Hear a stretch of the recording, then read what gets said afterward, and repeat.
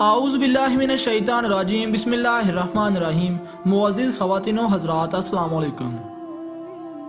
دوستو، مسند احمد میں ہے کہ رسول اللہ صلی اللہ علیہ وسلم نے فرمایا کہ پہلے زمانے میں ایک بادشاہ تھا، اس کے ہاں ایک جادوگر تھا۔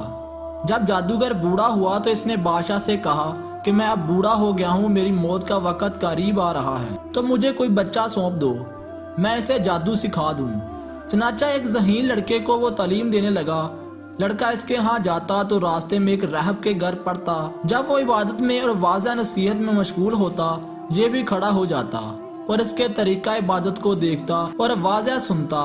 آتے جاتے جہاں رک جایا کرتا تھا، جادوگر بھی مارتا اور باپ بھی، کیونکہ وہاں وہ دیر سے پہنچتا اور جہاں بھی دیر سے آتا۔ ایک دن بچے نے راہب کے سامنے یہ شکایت پیش کی۔ راہب نے کہا، جب جادوگر تم سے پوچھے کہ کیوں دیر ہو گئی تو کہنا کہ گھر والوں نے روک لیا تھا، اور اگر گھر والے بگڑے تو کہنا کہ جادوگر نے روک لیا تھا۔ یوں ہی ایک زمانہ گزر گیا کہ ایک طرف وہ جادو سکھاتا تھا اور دوسری طرف کلام اللہ اور دین اللہ سیکھتا تھا۔ ایک دن یہ دیکھتا ہے کہ راستے میں ایک زبردست ہیبت ناک سانپ پڑا ہے، جس نے لوگوں کی آمد و رفت بند رکھی ہے۔ ادھر والے ادھر اور ادھر والے ادھر ہیں، اور سب لوگ ادھر ادھر پریشان کھڑے ہیں۔ اس نے اپنے دل میں سوچا کہ آج موقع ہے کہ میں امتحان لوں، راہب کا دین اللہ کو پسند ہے یا جادوگر کا۔ اس نے ایک پتھر اٹھا کر اور یہ کہہ کر اس نے پھینکا کہ اللہ، اگر تیرے نزدیک راہب کا دین جادوگر کی تعلیم سے زیادہ محبوب ہے تو اس جانور کو اس پتھر سے ہلاک کر دے، تاکہ لوگوں کو اس بلا سے نجات مل جائے۔ پتھر لگتے ہی سانپ ہلاک ہو گیا اور لوگوں کا آنا جانا شروع ہو گیا۔ اور پھر لڑکے نے جا کر راہب کو خبر دی۔ اس نے کہا، پیارے بچوں، آج کے دن تو مجھے افضل ہے، اللہ کی طرف سے تیری آزمائش ہو گئی، اگر ایسا ہوا تو میری خبر نہ کرنا۔ اب اس بچے کے پاس حاجت مند لوگوں کا تانتا لگ گیا۔ اس کی دعا سے مادر ذات، اندھے، کوڑے، جزامی اور ہر قسم کے بیمار اچھے ہونے لگے۔ بادشاہ کے ایک نابینا وزیر کے کان میں یہ بات پڑی۔ وہ بڑے تحفے طائف لے کر حاضر ہوا اور کہنے لگا کہ مجھے شفا دے دے تو یہ سب کچھ تجھے دے دوں گا۔ اس نے کہا کہ شفا میرے ہاتھ میں نہیں، میں تو کسی کو شفا نہیں دے سکتا، شفا دینے والا اللہ واحد لا شریک ہے، اگر تم اس پر ایمان لانے کا وعدہ کرے تو میں دعا کروں گا۔ اس نے اقرار کیا۔ بچے نے اس کے لیے دعا کی، اللہ نے اسے شفا دے دی۔ وہ بادشاہ کے دربار میں آیا اور جس طرح اندھا ہونے پہلے کام کرتا تھا اسی طرح کام کرنے لگا۔ اس کی آنکھیں بالکل روشن تھی۔ بادشاہ نے متعجب ہو کر پوچھا کہ تجھے آنکھیں کس نے دی؟ اس نے کہا، میرے رب نے۔ بادشاہ نے کہا، ہاں، یعنی میں نے دی ہے۔ وزیر نے کہا، نہیں، میرا اور تیرا رب صرف اللہ ہے۔ اب بادشاہ نے اس کی مار پیٹ شروع کر دی اور طرح طرح کی تکلیفیں دی اور پوچھنے لگا کہ تجھے یہ تعلیم کس نے دی؟ آخر اس نے بتایا کہ میں نے اس بچے کے ہاتھ پر اسلام قبول کیا ہے، اور اس نے بلایا اور کہا، تم جادو میں کامل ہو گئے ہو، اندھوں کو دیکھتا اور بیماروں کو تندرست کرنے لگے ہو۔ اس نے کہا، غلط ہے، میں کسی کو شفا نہیں دے سکتا ہوں، نہ جادوگر ہوں، شفا اللہ کے ہاتھ میں ہے، اللہ تو میں ہی ہوں۔ اس نے کہا، ہرگز نہیں۔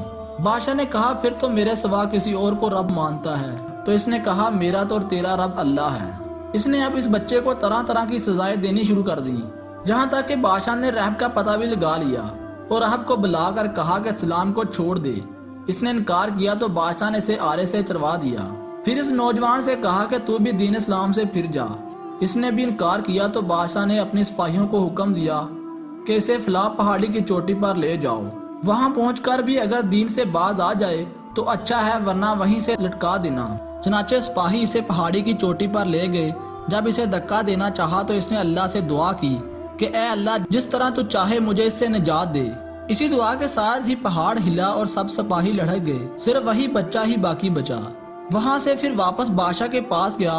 بادشاہ نے کہا، یہ کیا ہوا؟ میرے سب سپاہی کہاں ہیں؟ بچے نے کہا، اللہ نے مجھے بچا لیا، وہ سب ہلاک ہو گئے ہیں۔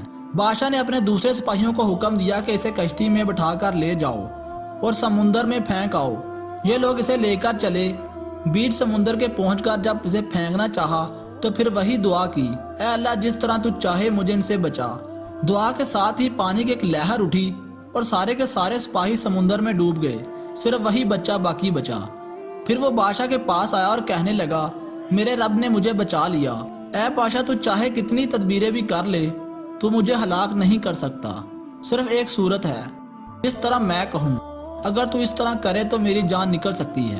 اس بچے نے کہا تمام لوگوں کو ایک میدان میں اکٹھا کرو اور پھر کھجور کے تنے پر مجھے سولی چڑھا اور میرے تیر کو میری کمان پر چڑھا، اور ایک آیت پڑھ کر، اور اس آیت کا ترجمہ یہ ہے یعنی اللہ کے نام سے جو اس بچے کا رب ہے، پڑھ کر تیر میری طرف پھینک دو، وہ مجھے لگے گا اور میں مر جاؤں گا۔ بادشاہ نے یہی کیا، تیر بچے کی کمپٹی میں لگا، اس نے اپنا ہاتھ اس جگہ پر رکھ لیا، چاروں طرف سے یہ آوازیں بلند ہونے لگی، ہم اس بچے کے رب پر ایمان لائیں۔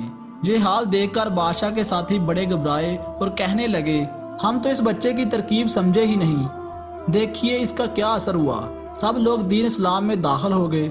ہم تو اسے اس لیے قتل کیا تھا کہ کہیں اس کا مذہب پھیل نہ جائے، لیکن جو ڈر تھا سامنے آ ہی گیا اور سب مسلمان ہو گئے۔ بادشاہ نے کہا اچھا یہ کرو کہ تمام محلوں اور راستوں میں خندقیں کھود دو اور ان میں لکڑیاں بھرو اور آگ لگا دو، جو اس دین سے پھر جائے چھوڑ دو اور دوسروں کو اس میں پھینک دو۔ مسلمانوں نے صبر اور سہارے کے ساتھ آگ میں جلنا منظور کیا اور اس میں کودنے لگے۔ البتہ ایک عورت جس کے گود میں دودھ پیتا چھوٹا سا بچہ تھا ذرا سی جھجکی تو اس بچے کو اللہ نے بولنے کی طاقت دی، تو اس نے کہا اماں کیا کر رہی ہے، تم تو حق بار ہو، صبر کرو اور اس میں کود پڑو۔ قرآن میں سورۃ البروج کے اندر اس واقعہ پر اللہ رب العزت نے روشنی ڈالی ہے۔ تو دوستو آج کا واقعہ جو ایک بچے کی ایمان کی آزمائش کا تھا، جس نے اللہ کے دین کو سچ سمجھا اور اس پر یقین رکھا۔ اگر آپ کو ویڈیو اچھی لگی تو لائک ضرور کیجیے گا، اور اگر اس چینل پر نئے ہیں تو اس چینل کو سبسکرائب کر دیں اور ساتھ موجود بیل آئیکن کو بھی دبا دیں، تاکہ اسی طرح کے اسلامی واقعات اور سبق آموز قصے اور مزید قسم کی انفارمیشن آپ تک سب سے پہلے پہنچتی رہے۔ اپنا بہت سارا خیال رکھیے گا۔ اگلی ویڈیوز تک کے لیے اللہ حافظ۔